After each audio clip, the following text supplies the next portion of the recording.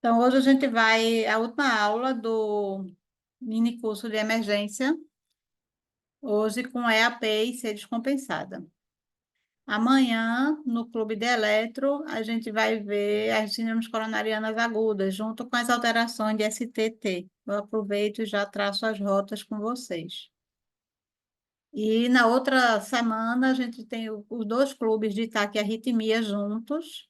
Ficou até melhor assim, o 4 e o 5 são as taquiarritmias, e aí a gente aproveita, eu já digo como conduzir as taquiarritmias na urgência, e assim a gente cobre a grande maioria das emergências cardiovasculares, em emergências clínicas, né, que são bem frequentes. Então, a primeira coisa que eu gosto de chamar a atenção de vocês é para vocês desconstruírem que insuficiência cardíaca descompensada precisa de exame para concluir que o indivíduo está descompensado. Na verdade, a insuficiência cardíaca descompensada ela é uma síndrome clínica. Então, o diagnóstico da insuficiência cardíaca descompensada é eminentemente por sinais e sintomas característicos da IC. Então, a insuficiência cardíaca descompensada, ela se caracteriza por sintomas típicos de congestão e hipóxia tecidual. Quais são? Sintomas típicos: dispneia, então vai ser o doente que chega para você com essa síndrome clínica de dispneia, que você vai entrar no diagnóstico diferencial. Outro sintoma sugestivo e bem típico, quando associado à dispneia, é o edema de membro inferior, e um sintoma que tem crescido em todos os levantamentos epidemiológicos eh, das coortes de insuficiência cardíaca é o sintoma de fadiga. Então, o doente com insuficiência cardíaca descompensada se queixa muito dessa bendita fadiga, que é uma canseira. Aqui no Nordeste, o doente traduz como fadiga, como canseira, e não como falta de ar. Esses sintomas podem ou não estar associados a sinais típicos de insuficiência cardíaca, que seriam aquela pressão venosa jugular elevada, ou seja, estágio jugular, crépitos pulmonares e edema de membro inferior periférico, edema de membro inferior. Isso não quer dizer que eles vão estar sempre todos juntos. E aí é isso que a gente vai tentar hoje levar para vocês do ponto de vista bem prático, quando reconhecer um doente na emergência que pode ser insuficiência cardíaca. Como definir, né, que o doente com falta de ar na emergência tem insuficiência cardíaca e não outra causa? Essa insuficiência cardíaca geralmente ela é causada por dois componentes cardíacos, né? Ou é uma alteração estrutural, ou seja, o doente efetivamente tem uma doença valvar, tem uma doença miocárdica, tem uma doença pericárdica, ou apenas funcional, ou seja, não espere alteração no ecocardiograma, no raio-x, a área cardíaca aumentada, para dizer que o doente tem insuficiência cardíaca.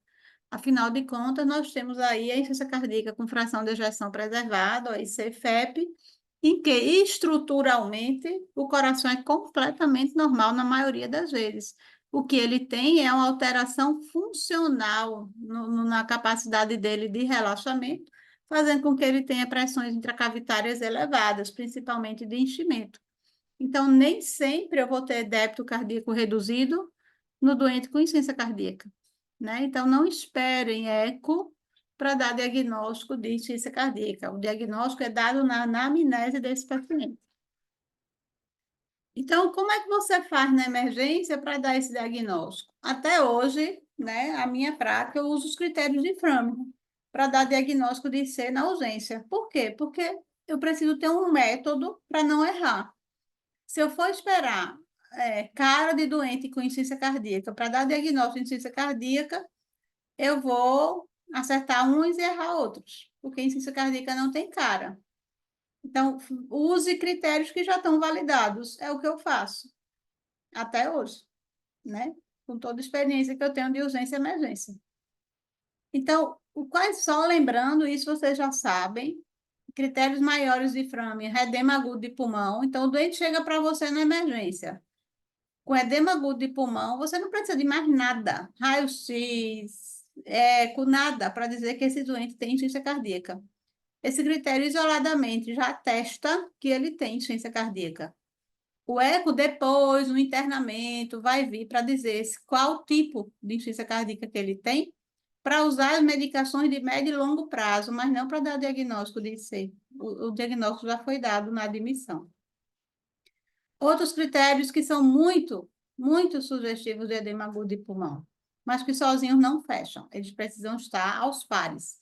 Então, se eu tiver dois critérios maiores, ou um critério maior e dois menores, eu fecho o diagnóstico de insuficiência cardíaca. Acabou. Não, né? O Framingham fecha o critério de insuficiência cardíaca.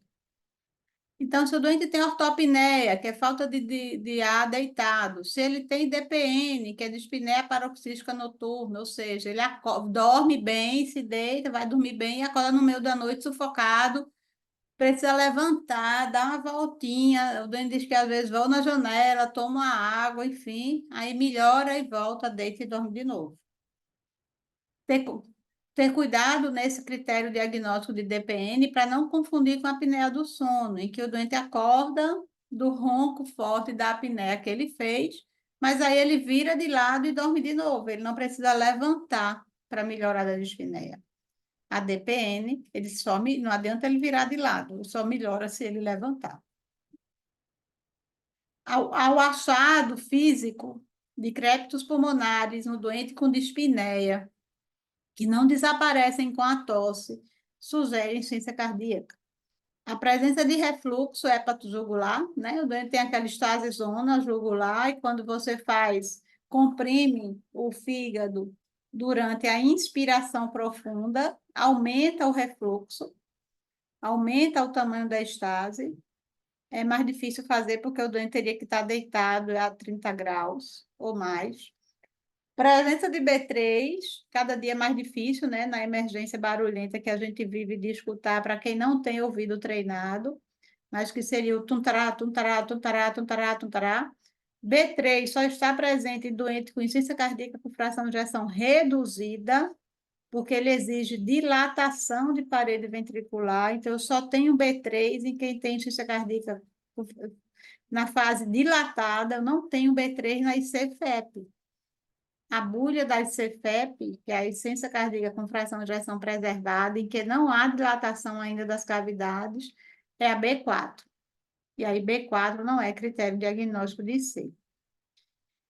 Se eu faço um raio-x, a área cardíaca, o doente tem dispneia, eu faço um raio-x, ele tem uma área cardíaca aumentada, sugere insuficiência cardíaca como critério maior, porque provavelmente, inclusive, com fração de ejeção reduzida, porque a com fração de ejeção preservada não aumenta a área cardíaca.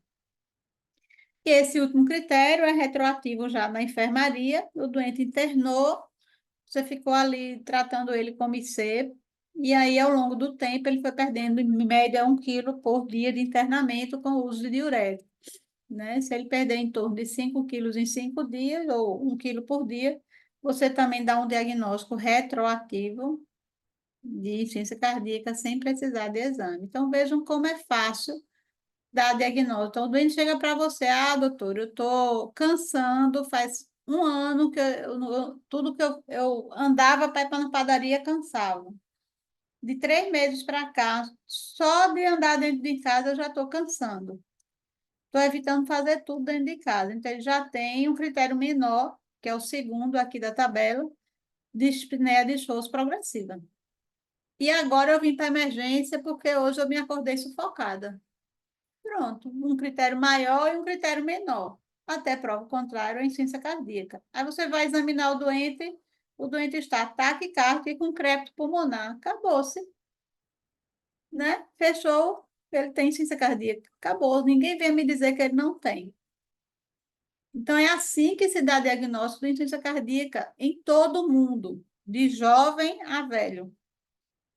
Se você usar o mesmo critério, você vai diminuir o erro sistemático. Vai ficar só o erro aleatório, o azar que todo mundo erraria, certo?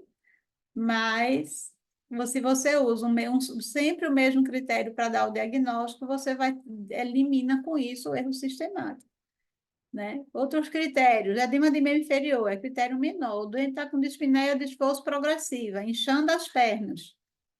E agora acordou no meio da noite cansado, fechou, ele tem C. Tem DPN, um critério maior e dois menores. tem tosse noturna, ele toda vez que deita, acorda no meio da noite, tossindo, sem cansar, só tossindo, é acordado pela tosse. Aí levanta, dá uma voltinha, respira, volta e deita de novo. Tosse noturna é um equivalente de VE, é um equivalente da DPN. Então, é um critério menor. A presença de hepatomegalia, principalmente se ela é não dolorosa, derrame pleural direito no raio-x de tórax, sugere também insuficiência cardíaca, critério menor. Taquicardia sem motivo aparente, ou seja, ele não tem fibrilação atrial e está ali em ritmo sinusal, com dispneia, desforço progressivo, edema de membro inferior, ou tem uma ortopneia, tem um edema de membro inferior e tem um ataque cardíaco, e faz o raio-x, área cardíaca e congestão. Ou então área cardíaca normal com congestão. Acabou, certo? Então, usem os critérios de Framingham. É recomendado ainda pela Diretriz Brasileira de Cardio e por todas as outras diretrizes de ciência cardíaca usar algum critério. Tem outros? Tem, mas esse é o mais fácil. E eu peço que quando vocês forem escrever no prontuário, o doente tem critério de insuficiência cardíaca, eu vou internar. Tá, e C é insuficiência cardíaca, é qualquer coisa, certo? Pode ser, inclusive, ser compensado, é o doente do ambulatório, que tem C. Mas está lá tratado e está bem. E aí vem o outro termo, né, que é bem comum a gente usar, insuficiência cardíaca ICC. ICC é quando ele está congesto.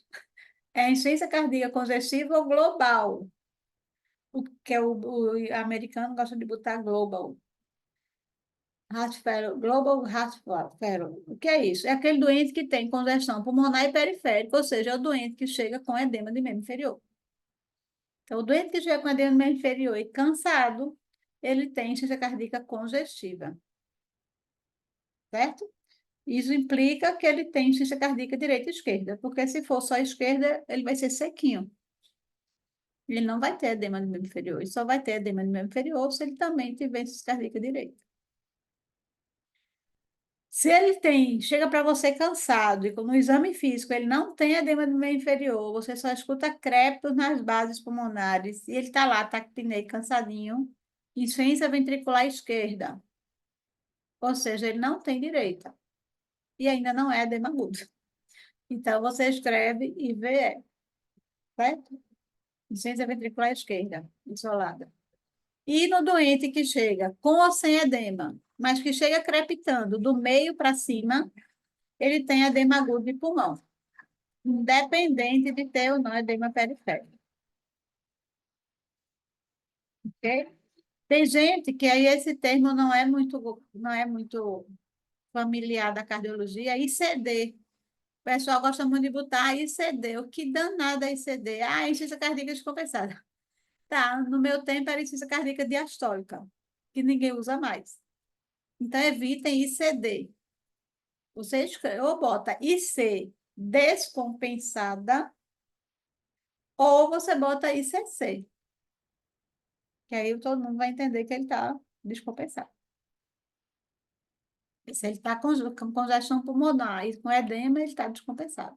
Se não, você vai botar IVE ou edema agudo, certo? Ok, gente?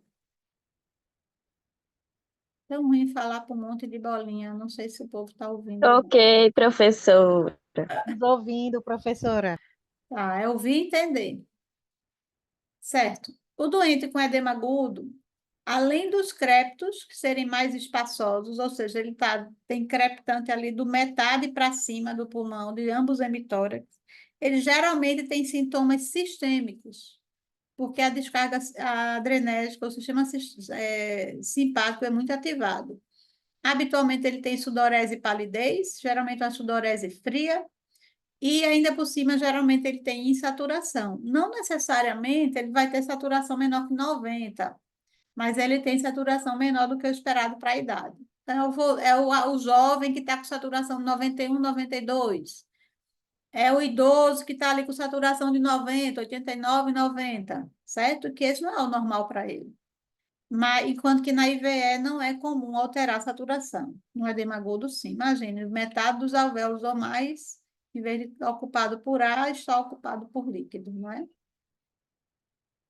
Óbvio que todo o doente com edema agudo de pulmão, todo ele deve ser conduzido na sala vermelha. O doente com IVE ou com insuficiência cardíaca congestiva, ele pode ser conduzido na amarela. O doente, a gente vai ver em choque cardiogênico, deve ser conduzido na vermelha. Então, como eu faço? Eu dou o diagnóstico de C pelos critérios de Framingham, tá? Fechei que a dispneia dele, que a falta de ar que ele veio para a emergência é uma IC, porque ele tem essa conjuntura, 2 maiores ou um maior com 2 menores. Fechei, então ele tem IC. IC descompensada ou ICC. Aí, eu preciso classificar ele para eu definir se o tratamento da IC dele vai ser internado ou não. O critério principal que se usa para internamento, além de outros que a gente vai ver já já, que é o critério de gravidade, é o critério de funcionalidade. Então, a classificação funcional da NIRA, de 1955, continua valendo até hoje para isso, principalmente, não só como prognóstico, mas também como decisão de internação ou não. Por quê? Se o doente está em classe funcional 1, ou seja, no dia a dia ele não cansa, ele vida normal, é o doente do ambulatório. Ele tem diagnóstico de insuficiência cardíaca, está indo para o ambulatório para sua consultinha, assintomático no dia a dia. Só cansa se fizer um esforço muito grande, além do habitual dele. Essa é, inclusive, a meta terapêutica de toda IC tratada. Então, esse, óbvio, não tem nem sentido, ele nem vai para a emergência. O que chega na emergência? De 2 para 4.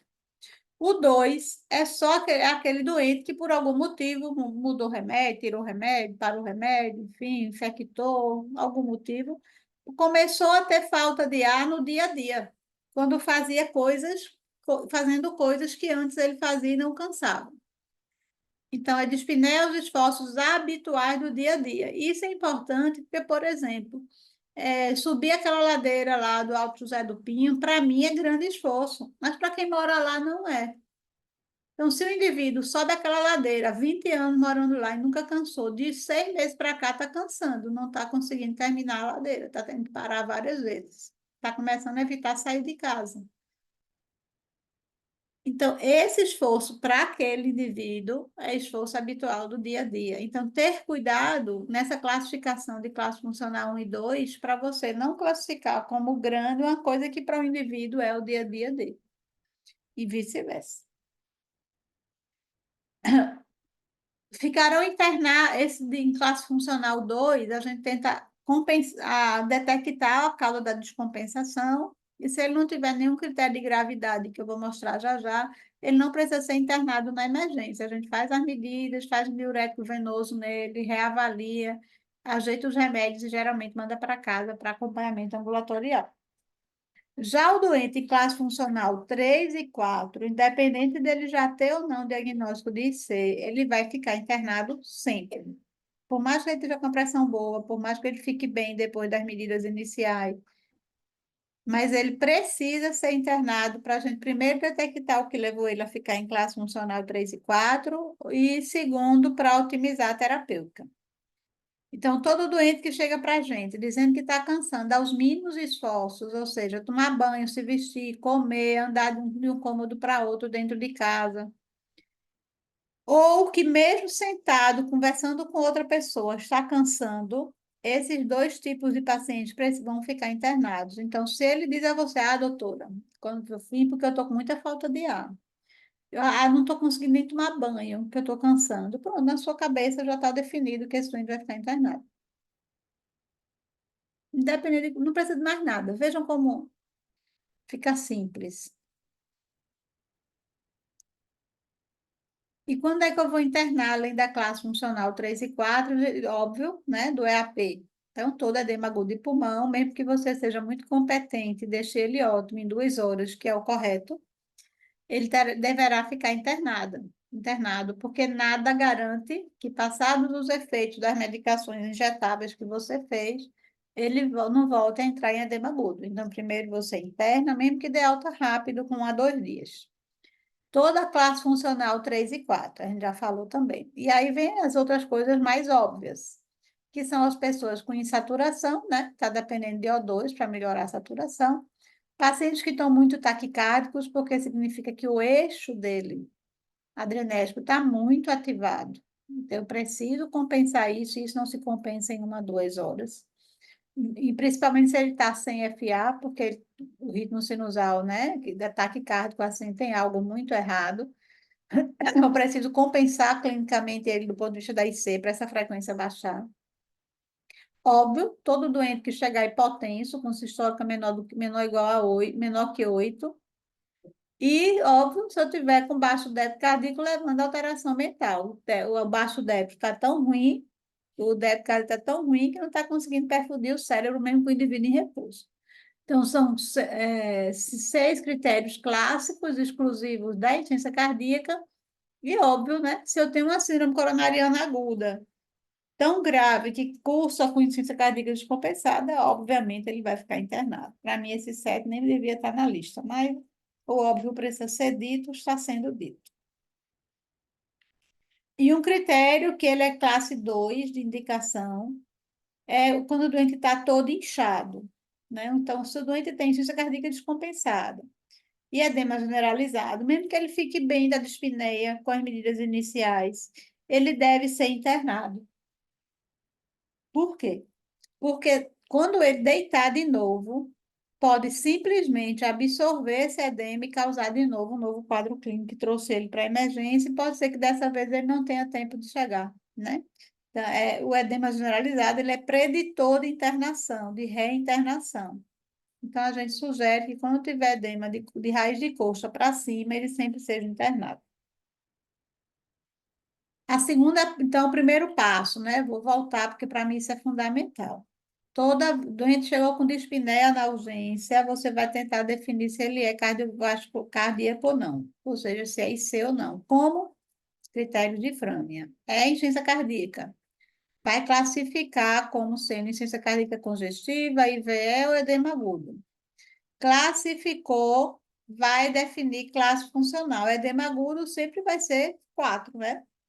Classificou, definiu por internamento. Se ele for classe funcional 3 ou 4, é AP, ou se tiver um desses critérios de gravidade, o edema generalizado. Depois disso, eu vou fazer a classificação clínica hemodinâmica, porque essa classificação vai definir o tratamento dele. Você definiu que vai internar, mas vai internar e fazer o que de remédio? Então, e aonde você vai ver esse doente? Se na sala vermelha ou na sala amarela. Se tiver em hospital privado, você vai fazer isso na UTI ou na enfermaria. Então, essa classificação ela foi criada pelo SAVIC. O SAVIC é o ACLS da insuficiência cardíaca. Então, ele divide os doentes em doentes congestos e doentes bem ou mal perfundidos. Então, para dizer se tem congestão ou não, você olha 4 critérios. Se o doente já na história lá, na anamnese, você definiu que um dos critérios que você usou foi ele ter ortopneia e DPN, já está definido, ele tem congestão. O fato de você não ver edema e o fato de você não escutar crepito não quer dizer que ele não tem congestão. É porque ele não está deitado. E aí, alguns livros sugerem que você deite para você ver os crépitos no exame físico. Tá, não tem DPN e ortopneia, mas tem distensão jugular e tem hepatomegalia. Pronto. Então, ele tem congestão. Ou, se não tem nada disso, mas ele tem a presença de dispneia com edema ou dispneia com estertores basais, ou de edema agudo. Então, é o doente congesto. Não precisa ser as duas coisas, certo? Se ele tiver só edema, ele é um doente congesto. Se ele tem só estertores pulmonares, ele é um doente congesto. Se não tem nada disso, é um doente sem congestão. Esse doente habitualmente não está na emergência, certo? Sinais de perfusão periférica, para eu dizer se a congestão dele é causada por baixo débito ou se é por uma situação com débito cardíaco normal. Então, como é para avaliar a perfusão segundo o SAVIC? Avaliando, óbvio, a presença de hipotensão, né? Pressão menor do que 8 por 5, porque é muito comum os doentes cardiopatas graves terem aquela pressãozinha 9,6. Então, a gente só considera 8,5, 8,6 e bem. Então, ele tem que estar hipotenso. Então, se o doente chegar na emergência para você, com insuficiência cardíaca descompensada e com essa pressão 9,6, 8,5, tem que perguntar a ele, certo? Como é a sua pressão habitual? Ah, doutora, é sempre baixinha. Pronto, relaxa, porque essa é a pressão dele. Ele não está hipoperfundido, ok? Porém, se ele estiver com pressão de pulso reduzido, o que é pressão de pulso reduzida? A pressão sistólica menos a diastólica está com a diferença de 20 ou menos. Por exemplo, 12 por 10. É pressão de pulso reduzida, mesmo com a pressão normal. É um indício indireto de hipoperfusão. Ah, ele está com 9 por 7. 8 por 6. Significa que a sistólica está caindo em direção à diastólica. A sistólica é mantida pelo débito cardíaco, pelo volume sistólico. Então, sempre que eu tiver a pressão de pulso, ou seja, a diferença da sistólica menos a diastólica muito juntinha, sugere hipoperfusão. Óbvio, né? O doente está lá, hipotenso e sonolento, obnubilado. Está com essa pressão de 8 por 5, 9 por 6, mais sonolento e obnubilado. Pode ser baixo débito. Mas o mais comum da gente olhar é a extremidade fria ou a presença de pulsos finos. Às vezes é difícil ver pulso fino porque ele está todo inchado. Mas extremidade fria é muito fácil. Evitar a gente olhar a mão e os pés, certo? Porque mão e pé pode estar frio por ansiedade, por medo e por frio. Afinal de contas, a maioria das emergências clínicas é climatizada. E em sendo climatizada, o indivíduo pode ser muito sensível e estar com as mãos frias por vasoconstrição periférica pelo frio. Então, como é que se vê extremidade fria? Olhando a temperatura na face interna do braço, na face interna da coxa ou atrás dos joelhos. Se o indivíduo tiver frio na porção posterior do joelho, na face interna de coxa, na face interna de braço, não é antebraço, é braço, ele está com baixa perfusão periférica. E óbvio, né? Se ele tiver um relato de oligúria, também é um relato de baixa perfusão. Com isso, eu vou classificar nos famosos perfis. Perfil clínico hemodinâmico A, B, C e L. O que é isso? O mais comum, o perfil A é o do ambulatório, é aquele doente sequinho, com pressão normal, filé muito assintomático. Você pega nele, está quentinho, pressão normal, ok? Então, esse não vai estar com você na emergência, esquece o perfil A. O perfil B é o que vai chegar com mais frequência para você na emergência, é o que você vai ter mais na enfermaria internada. É aquele doente que chega com falta de ar, inchado, crepitando, com hepatomegalia, com ascite, mas com pressão normal e sem sinal de hipoperfusão nenhum, está aquecido. Então, os sinais e sintomas de hipoperfusão ausentes com sinais de congestão presentes. Para nossa alegria geral, que é mais fácil tratar, ele é a maioria das insuficiências cardíacas descompensadas. Quando eu tenho, assim, o segundo tipo mais comum é o perfil C, que é o cardiac shock. O C é de cardiac shock, o C é choque cardiogênico em inglês. O doente vai estar com tudo presente. Ele tanto tem sinais de hipoperfusão periférica, ou seja, ele está frio, pulso fino, pressão pinçada, não precisa ter tudo ao mesmo tempo, né? E, além disso, tem sinais de congestão pulmonar, edema periférico, hepatomegalia, ok? Nesse, eu vou tratar ele pelo débito cardíaco. Então, esse eu vou usar droga para melhorar o débito. Perfil B, eu vou melhorar a droga para vasodilatar. A gente vai ver já já como trata cada um. E o mais raro, graças a Deus, na emergência, é o perfil L. O que é o L? L de low volemia e low debit. Ou seja, débito cardíaco baixo por hipovolemia. É o vozinho que tem uma insuficiência cardíaca, que tem uma diarreia, continua tomando os remédios e se atola. Aí faz hipotensão e termina, o coração não dá conta, faz baixo débito, porque está seco demais. Como você detecta na emergência? É o doente que vai chegar com todos os sinais de hipoperfusão, vai chegar frio, sonolento, molinho, pulso fino, porém sem um edema, todo sequinho, sem estado jugular, aguentando deitar baixinho. Então, neste doente, o tratamento dele é volume, é líquido, é soro. Isso não quer dizer que você vai abrir 3 litros de soro nesse doente. Muitas vezes esse doente se recompõe, a volemia intracardíaca dele, a pressão de enchimento ventricular dele se restitui com míseros 500 ml. Então, nesse doente que você detecta que ele é perfil L, a restituição do débito e da volemia dele deve ser feita com soro fisiológico. Como faz? Faz 250 ml aberto, vai lá, escuta o doente para ver se apareceu o crépito, vê de novo a pressão, pega de novo nele para ver se ele está quentinho ou se ele ainda está frio. Ah, doutora, está frio ainda. Mais 250, é um copo d'água, né? Faz de novo 250 aberto. E assim vai, até que ele esquente, fique você restitua a pressão de enchimento ventricular direita, e com isso ele melhora o débito cardíaco. Às vezes a gente consegue isso com 500, 750 ml e pronto. Ou, para azar seu, se ele se transformar no perfil B. Mas tudo bem, perfil B é fácil de tratar, né? Só fazer um pouquinho de diurético, bota esse líquidozinho para fora e ele se equilibra. Se você for fazendo e fez 500, fez 750, ele crepitou e não melhorou da frieza, ele continua frio, hipotenso, nada melhorou muito, ao contrário, agora ele está taquipneico, saturação caiu um pouquinho, é hora de iniciar a dobuta.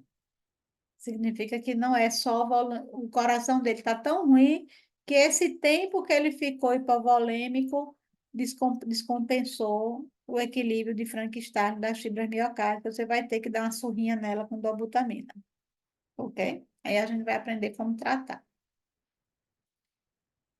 Então, na prática, como seria um doente que eu atendesse com insuficiência cardíaca na emergência? Então, eu faço assim, ó. Ah, o doente chegou em VE ou IC descompensada, boto a classe funcional 3, perfil B. Quem lê essa primeira linha minha entende que ele está em classe funcional 3, então ele vai entender porque eu internei. Perfil B vai entender a minha prescrição, que eu vou ensinar a vocês já já. Então, aqui o doente está definido nessa linha. É uma IVE ou insuficiência cardíaca descompensada, ele já entendeu que é um doente que estava com falta de ar, está crepitando nas bases, mas estava em classe funcional 3 e por isso que eu internei.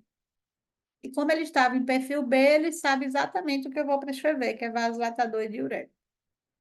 Então, é isso. Aqui, esse arrudeio todinho que eu fiz até agora se resume numa linha. Boto as comorbidades dele, né? Que é um doente, por exemplo, hipertenso, está com PA 16/10 ali na admissão. Então, eu já sei que eu vou usar vasodilatador. Qual é o vasodilatador que eu vou ensinar a vocês, de acordo com a pressão, como escolher. E ele é diabetes médio tipo insulina dependente tipo 2. Já é requerente de insulina. Então, eu já sei que eu preciso incluir o HGT dele para definir a glicemia, porque eu sei que a diabetes compensada interfere no controle da IC, ok?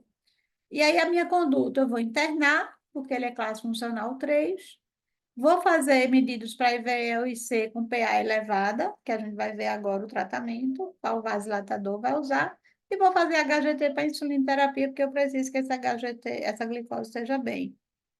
Entende? Ficou fácil? Organizou o raciocínio? Então, vamos lá. Prescrição de tratamento na emergência, né? Todos esses pacientes que tiverem saturação menor do que 94% devem receber suplementação de O2. A suplementação vai depender da gravidade dessa redução da saturação. Está entre 90 e 94, dá para ser só um catéter de O2.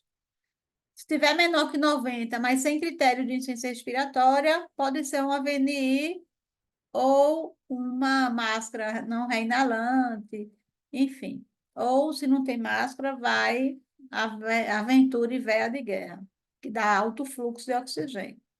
Se tiver insuficiência respiratória, vai ser a intubação, né? Não tem para onde. Sempre todo doente com insuficiência cardíaca deve ficar com decúbito elevado. Deve buscar na sua história clínica quais os fatores que levaram ele a descompensar. Então, depois que eu tiro ele da emergência, eu vou lá e converso com ele sobre sinais de infecção, se vinha usando remédio, que são as duas causas mais comuns, né, de descompensação. Ou se já tem DAC prévio, ou se o eletro sugere que ele tem DAC prévio, insuficiência coronariana aguda. Eu vou investigar outras clínicas, se tem doença, se tem dor no peito, se vinha tendo dor no peito. Se o doente já tem diagnóstico de insuficiência cardíaca e tomava beta-bloqueador, tirou ele da crise, vai fazer a prescrição de internamento, se sua unidade internar em insuficiência cardíaca, como PM, por exemplo, que interna em C, o beta-bloqueador não é prescrito na emergência, lá embaixo, ele é prescrito no internamento, na prescrição de internamento. Então, se ele vai ficar internado na emergência, tudo bem, você depois que compensar ele faz o internamento, faz a prescrição de internamento e aí ele vai tomar lá no horáriozinho da enfermaria. Mas é só após estabilização inicial. E o vasodilatador a gente vai ver direitinho a escolha, tá bom? E todo doente que interna com insuficiência cardíaca descompensada deve ter prevenção de TVP. Não é para fazer na emergência, ali no atendimento inicial, né? Em bolos ou coisas, não precisa. Ele vai ter que fazer na prescrição de internamento durante o período, 1 ou 2 dias, enquanto ele está limitado ao leito. Do segundo para o terceiro dia, ele já deve estar indo ao banheiro, já deve estar em classe funcional 2, ele já consegue ir ao banheiro. Então, ele andar na enfermaria. Então, ele não precisa mais de enoxaparina como prevenção do TVP, é só enquanto ele estiver em repouso absoluto. Senão fica aquele doente ad eterno com enoxaparina, né? Depois começa a ter plaqueta baixa e não sabe por quê. E aí, vamos lá agora a pedra angular do tratamento de toda IC descompensada, que é o diurético e o vasodilatador ou inotrópico. Eu boto bem escandaloso porque tem coisas que são muito importantes. Então, paciente com perfil B, certo? Qual é perfil B? Paciente que chegou com IC descompensada, classe funcional 3 ou 4, não interessa, que não é isso que define, mas que está só com gesto com pressão normal ou até alta.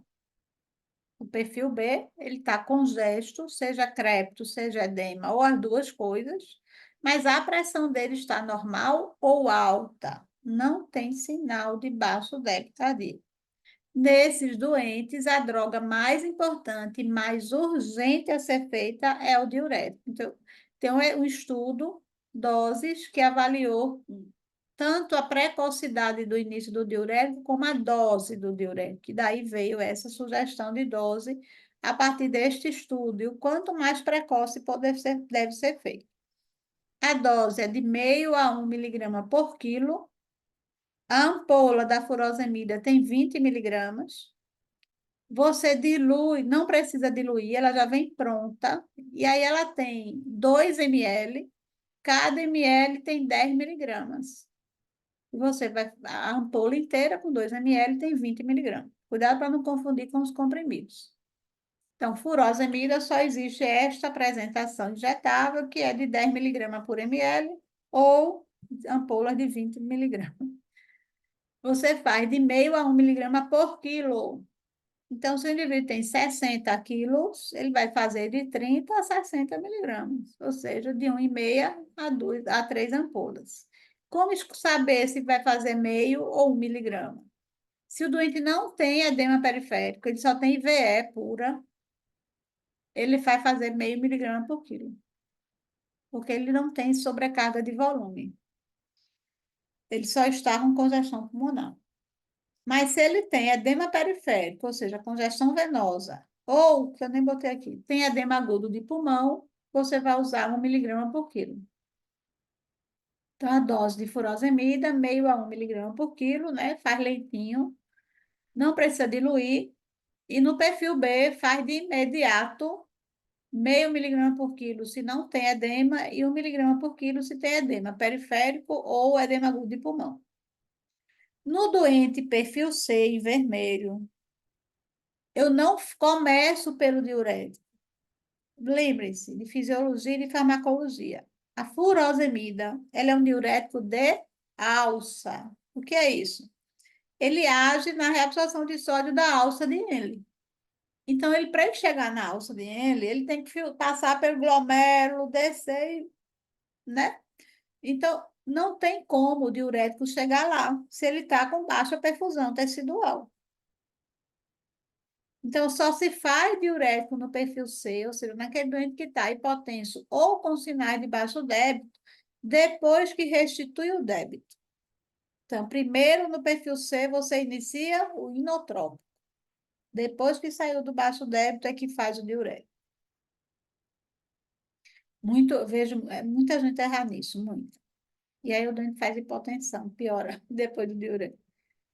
Morfina, fazer ou não fazer, né? No edema agudo, não fazer, exceto pacientes muito ansiosos. É o que diz a diretriz. Tanto a nossa como a americana. A europeia nem usa mais. Porque esse estudo, chamado, é um registro de insuficiência cardíaca, ADERE, mostrou um aumento de quase 5 vezes na mortalidade de pessoas com insuficiência cardíaca descompensada internadas que tomaram morfina, independente de intubação ou não intubação, de função ventricular e de função renal. Então, não é para fazer morfina para todo mundo, certo? Você vai fazer naquele doente que não deixa ninguém pegar veia, que não deixa ninguém botar VNI, como forma de evitar a intubação. Então, você faz a morfina na dose de 2 a 3 miligramas. Então, dilui a morfina, né? A morfina tem 10, a ampola da emergência geralmente é de 10 miligramas, dilui para 10 ml, bota 9 ml, 10 miligramas em 10 ml, que a ampola tem 9 de água, fica 1 miligrama por ml. Então, você faz de 2 a 3 ml até o doente ficar ali meio, né, sonolento, mais calminho, e você conseguir fazer as coisas. Mas, em último caso, se você ficar perto dele, ficar segurando a máscara, segurando o braço, ficar acalmando o doente, você está aqui, mas fique tranquilo, a gente está aqui, daqui a pouco você está bem, daqui a pouco você está bem. E grudar nele, eu não lembro quando foi que eu precisei fazer morfina, né, na emergência do Procap, né, enquanto eu estava lá. E vamos entender, então, agora o uso, o segundo, então, terminado o diurético, a questão da morfina, vamos ao vasodilatador. O vasodilatador, a gente tem a fase oral do vasodilatador e tem a fase venosa do vasodilatador. A oral, todo mundo vai usar. Ah, mas eu estou em edema agudo, eu vou fazer oral. Enquanto se pega a veia para fazer o venoso, você vai fazer também, tá bom? Então, o vasodilatador oral você vai sempre usar. Qual é o que você vai usar? O dinitrato de isosorbida sublingual, famoso Isordil, de 5 miligramas. Às vezes, quando está em falta o dinitrato de isosorbida, a gente pode usar o propatil nitrato, mas ele é de segunda linha, porque ele não foi estudado para isso, ele foi estudado na doença coronária, o famoso Sulstrate. Então, o dinitrato de isosorbida é a droga recomendada em tudo que é diretriz, como droga de escolha nas emergências e urgências coronarianas e na insuficiência cardíaca. Na insuficiência cardíaca é fato. O dinitrato de isosorbida, ou isordil sublingual, só tem apresentação de 5 miligramas, não existe outra. Na sublingual não tem outra. O propatil nitrato, a mesma coisa, só tem uma apresentação que é de 10 miligramas. Sublingual, que equivale a 5 do dinitrato, certo? Porque ele é mais fraquinho. Então, a dose na insuficiência cardíaca descompensada que não seja edema agudo é de 2,5 a 5 miligramas. Como você vai fazer? Vai depender da pressão, certo? Ele causa muita hipotensão, a forma sublingual. Então, tenha muito cuidado nesses doentes. Eu vou de baixo para cima, certo? Então, nos doentes que tiverem hipertensos, com pressão maior que 16 por 9, você vai fazer o dinitrato sublingual, sempre. Sempre, porque ele pode ser feito por via oral também. Então, no doente que tiver com IVE, não é edema agudo, IVE, crepitando só nas bases, e a pressão está maior que 16/9, você vai fazer a via sublingual, só que meio comprimido, vai fazer 2,5 miligramas. Se a pressão dele estiver maior que 18, 180 miligramas, uma IVE com a pressão muito alta, você faz ele inteiro. Então, se ela está alta, mais 16/9, porém não está tão alta, entre 16 e 18, você faz uma bandinha. Está muito alta, mais do que 18, faz o 5 inteiro, ambos por via sublingual, que aí o risco de hipotensão é menor. Nos doentes que chegarem com IVE, que não é edema agudo, só crepitando nas bases, e não está com a pressão alta, a pressão está normal, você vai fazer o mesmo de nitrato de isosorbida, só que por via oral, para mandar ele engolir esse comprimido. Se a pressão está menos de 14 por 14, mas está mais do que 90, a sistólica, você faz uma bandinha. Porque a contraindicação ao uso do dinitrato, de qualquer nitrato, é a pressão sistólica menor do que 9. Mas se tem sistólica de 9 a 14, você faz uma bandinha oral. Se está mais de 14, mais menos do que 16, aí você faz um inteiro oral. Certo? Para evitar a hipotensão e o doente caindo de manhã pela emergência. Esse cuidado é principalmente no paciente que não está em edema agudo, que é doente com IVE e que não tem muito edema, porque realmente eles fazem muita hipotensão. No doente que está em edema agudo, o babado é menos difícil, certo? É mais tranquilo para tratar, porque ele está hipertenso, né? Na maioria das vezes. Então, se o doente está em edema agudo, ou seja, crepitando do meio para cima, e com a pressão bem alta, ou seja, maior ou igual a 18/11, a gente viu na aula da emergência hipertensiva, sempre vai ser o dinitrato oral inteiro, associado ao diurético, 1 miligrama por quilo, e o nitroprusiato, certo? Não tem muito o que caquear. Sala vermelha, decúbito elevado, e aí, de preferência, vai ser a cadeira de edema ou aquelas macas que deixam o doente semi-sentado. No edema agudo, sempre você vai preferir a VNI, se não tem, faz O2. Agora tem que ser O2 por alto fluxo, ou Venturi ou não Reinalante. A dose aqui do diurético é sempre alta dose, 1 miligrama por quilo. Enquanto a pessoa pega a veia, bota o oxigênio, traz o exordil aí, menino, logo. Então você vai logo lá, eu mesmo vou lá, pego o exordil e já boto embaixo da língua do indivíduo. Pode repetir a cada 5 minutos, se tem dificuldade de venóclise, no total de 3 comprimidos. Se o doente tem mais de 100 quilos, pode fazer até 4. Você pegou a veia, iniciou o nitroprusiato, que a gente vai lembrar agora como é que faz, que eu já falei em emergência hipertensiva. Todos os pacientes com edema agudo ficarão internados. E aí, se você não interna na sua unidade, tirou do edema agudo, pede senha na central para transferir. E naqueles doentes com insuficiência respiratória aguda, óbvio, vai transferir internado ou entubado. A droga que vai realmente manter esse doente é o nitroprusiato. Isso aqui tudo é ponte para o nitroprusiato, se ele está com pressão alta. E aí a gente já viu isso na terça-feira, na outra sexta, quando a gente discutiu edema agudo de pulmão hipertensivo. O nitroprusiato vem em ampolas de 2 ml com 50 miligramas. Você dilui obrigatoriamente em soro glicosado com 250 ml, a solução padrão. E a dose é de 0,25 a 10 microgramas por quilo minuto, o céu é o limite. Então, no adulto de 70, se eu for usar 0,25 para os 70 quilos dele, eu vou usar, não lembro agora, 400 e pouco, multiplicado pelo tempo de 60 minutos, vai dar 1.050 microgramas a cada hora. Se eu for querer transferir, dividir pela diluição, que é uma ampola de 250 dá 200 microgramas por ml, eu diminuí dividiria 1.050 por 200, dando uma infusão inicial de 5,25. Então, é por isso que a gente costuma dizer que o nitroprussiato, na diluição padrão, a dose inicial média do adulto é de 5 ml hora.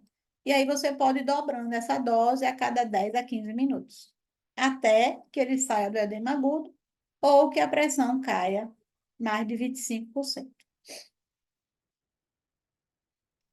Se o paciente estiver em edema agudo, mas a pressão estiver normal ou um pouco alta, ou seja, não está maior do que 18 por 11, está menos do que isso, a droga de escolha para o edema agudo não é nitroprussiato, é nitroglicerina, porque aí não é um edema agudo hipertensivo. O risco de hipotensão é real. E aí, nesses casos, a droga de escolha é a nitroglicerina. E sempre, né, que possível, foi edema agudo, ele vai usar nitroglicerina, VMI. E aí a gente também aprendeu, na aula passada, como usar o tridil ou a nitroglicerina, que é não comercial. Tem ampolas sempre de 5 miligramas por ml, e aí eu vou ter ampola de 10 com 50 e de 5 com 25 miligramas.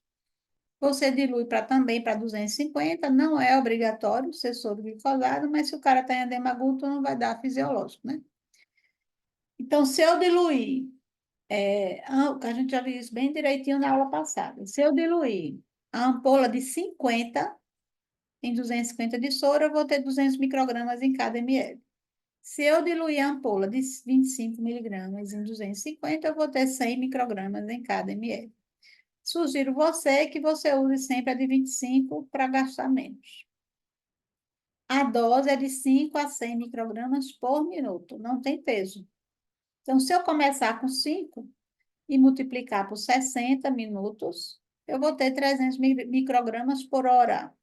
Se eu divido por 100, que é a diluição de uma ampola de 25 e 250, eu vou ter 3 ml por hora como dose inicial da nitroglicerina para qualquer adulto, independe do peso. Então, nitroprussiato, uma em 250, nitroglicerina, uma em 250, ambos usar o soro glicosado. Nitroprussiato começa com 5 ml hora, nitroglicerina com 3 ml hora. E se o doente estiver em choque cardiogênico, que é o perfil C, ou seja, é o doente que está congesto pulmonar e ou periférico, ou seja, tendo ou não edema periférico, e com sinais de baixo débito, frio, com pressão pinçada, hipotenso, eu vou usar a droga de escolha não vasodilatador. A droga número 1 é o inotrópico, que é a dobutamina. O nome comercial mais conhecido é a Dobutrex. A ampola da dobutamina tem 20 ml, é uma ampola considerável, com 250 miligramas de dobutamina. A solução padrão é de 1 para 1.000. O que é isso? Você vai pegar uma ampola de dobutamina, diluir em 230 de soro glicosado, porque a ampola já tem 20, lembra? Então, 20 com 230 dá 250. Então, eu vou ter 250 ml com 250 miligramas. Cada ml tem 1 miligrama, que é igual a 1.000 microgramas. Nos doentes com muito edema, a gente sugere a solução concentrada, em que eu vou botar 2 ampolas de dobutamina para 210 de soro, porque as 2 ampolas 20 por 20, 40, diluída com 210 dá 250, ao invés de ter 1 para 1.000, vai ter 1 para 2.000, ou seja, cada ml da solução tem 2.000 microgramas. E a dose é padrão para quem, nos doentes com insuficiência cardíaca, é de 10 a 20 microgramas por quilo minuto. Então, no indivíduo, né, de 70 quilos, vamos ver a solução padrão de uma ampola em 250, 230 de soro. Eu vou botar um adulto de 70 quilos, então eu vou usar 10 microgramas, que é a dose inicial, para um adulto de 70 quilos, por 60 minutos. Então, isso vai dar 42.000 microgramas por hora, o que equivale a 42 ml hora. Na solução concentrada, 21 ml hora. Então, a dobuta, a gente acaba usando muito com solução concentrada, porque os doentes habitualmente estão bem inchadinhos, né? Então, a gente usa muito. Porque imagina, tá entrando o doente todo inchado, 42 ml hora, certo? Então, a dobuta no doente com IC com choque cardiogênico, a dose inicial de 10 a 20, e aí eu vou usar uma ampola, duas ampolas em 210 de soro, se ele tiver inchado, uma em 230 se não tiver inchado. E aí a dose vai variar no adulto normal, de 21 a 42 ml hora, e aí você vai aumentando 25% da dose a cada hora, de acordo com a resposta do débito cardíaco. Acho que é isso. Ok? Vou parar o compartilhamento e a gravação.